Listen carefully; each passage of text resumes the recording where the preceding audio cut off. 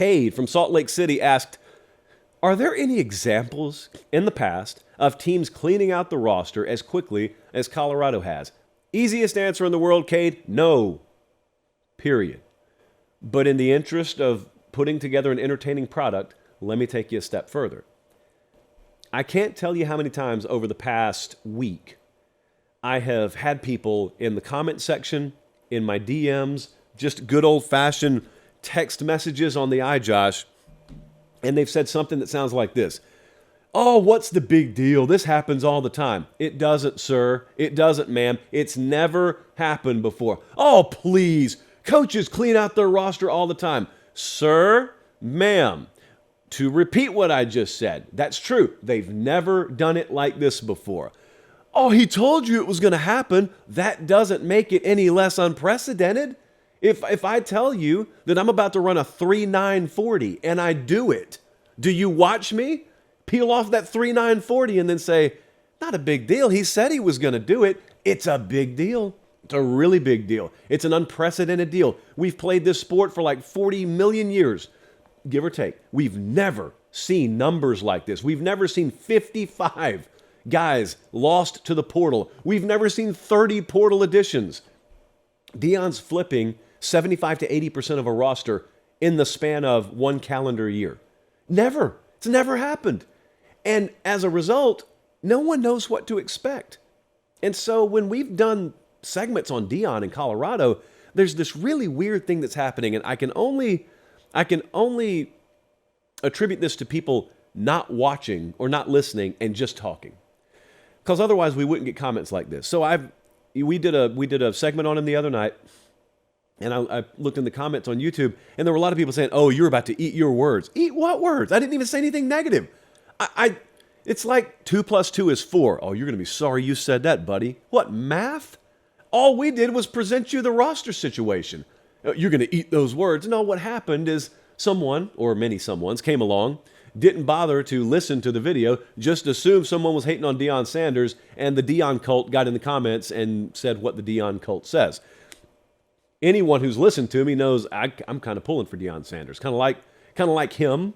His approach is controversial, but hey, his approach can be controversial. You got many other programs out there you can go to if you don't like the way he does it and you don't like the way he's going about his business. That's fine. That's fair.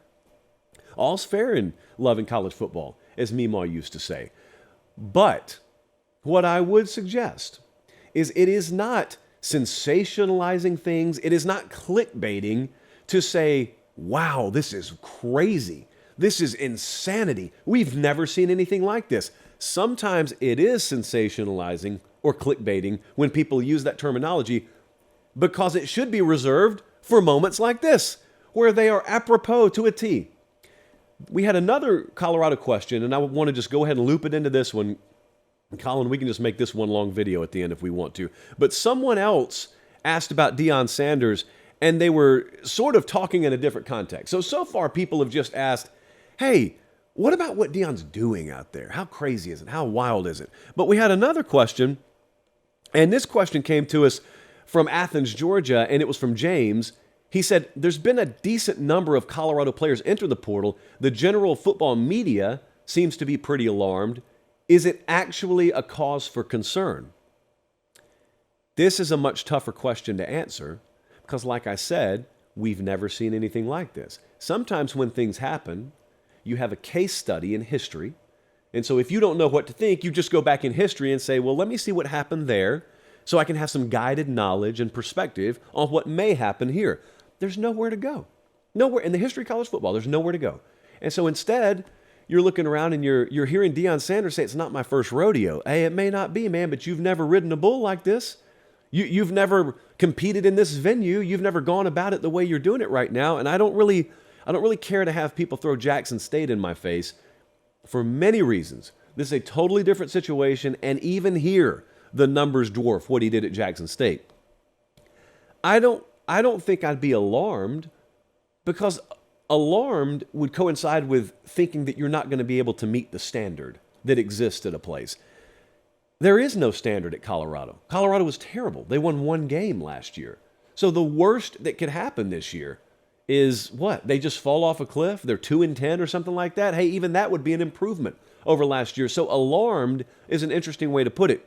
If you're building this up in your mind to be a situation where Deion just resurrects a program overnight and they're going to a bowl game or they're winning 7 or 8 games, yeah, you should be alarmed, but not because of Deion Sanders' shortcomings or anything like that.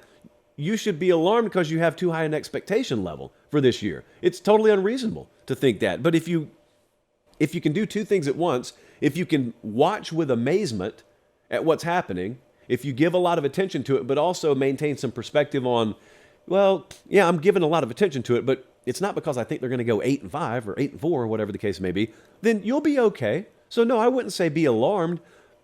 Having said that, though, there's not all good or all bad here.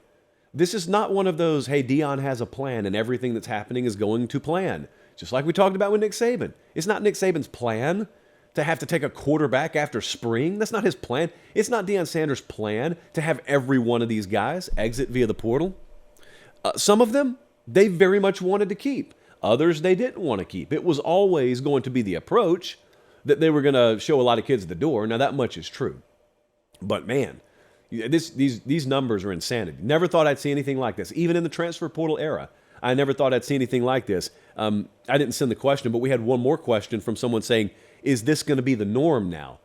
No, I don't think you'll ever see this again, actually. Because I don't ever think you'll get a coach with a profile as magnetic as Deion Sanders who takes a job as bad as Colorado. If you have a Lincoln Riley out there, he's going to take USC. And while USC may need to be overhauled, it's going to pale in comparison to what Deion's doing. I mean, up until Deion got to Colorado, we were looking at what Lincoln Riley did last year and saying, can you believe these numbers? And then all of a sudden Deion says, watch this. I don't think we'll ever see that again. So yeah, I don't think you should be alarmed. I just don't think that you should take this to mean that 2023, we coming. Maybe you're coming to 3 wins. Maybe that's what's happening. And we're going to learn a lot, one way or the other. We're going to learn a lot. And if it is successful ahead of schedule, then you may not like some of the paths that some people choose to go. But no, I don't think it's ever going to be the norm.